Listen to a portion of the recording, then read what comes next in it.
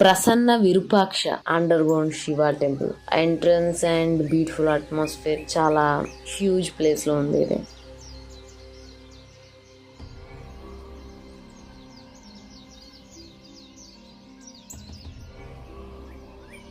ఆ పైన కనిపిస్తున్న పోల్ పైన దాని అన్నీ విరిగిపోయినట్టు ఆ పూటం లావు ఊరంతా వెళ్తూ వచ్చేదట. దాంట్లోనే వాళ్ళందరూ కమెంట్ చేస్తుంది.